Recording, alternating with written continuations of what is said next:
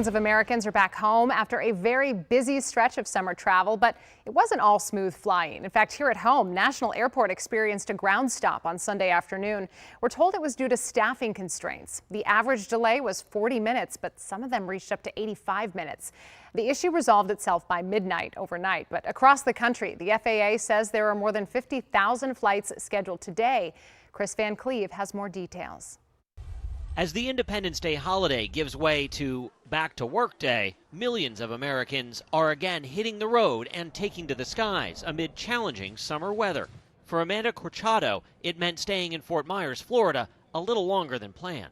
Our flight did get canceled on Saturday. That was the only hiccup, but we were able to get on Sunday, and they added an additional day. The TSA expects more than 18.5 million flyers during the holiday rush. Sunday was American Airlines' busiest day of the entire summer. Just to confirm, this is a bomb threat, correct?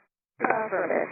This Allegiant flight to Roanoke, Virginia, returned safely to St. Petersburg, Florida, after an argument allegedly led to a passenger making that bomb threat. And July 4th got off to a rough start for passengers on JetBlue Flight 488. Yeah, we have no braking, no steering. We're trying to stop the aircraft. Roger. JetBlue and the FAA are now investigating after the Airbus A320 bound for Worcester, Massachusetts had a hydraulic issue as it was taxiing in Orlando Friday. Roll the equipment. We're slowly rolling towards the grass because we have no brakes, no steering. The airline says there were no injuries, but the plane ended up in the grass. In Detroit, a lightning strike is being blamed for this unusual sight. The fire suppression system inside the Spirit Airlines hangar deployed, flooding the area with foam. And on the roads, AAA forecast a record of nearly 62 million drivers over July 4th who found gas prices at a 4-year low. The Damon family was gassing up on the New Jersey Turnpike. We've got to get on the road to beat the traffic. We need to get gas and then hit the road.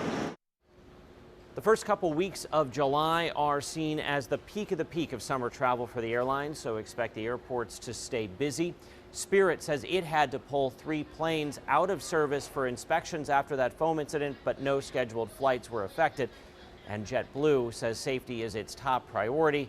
It is working with the FAA on the investigation into that hydraulics issue.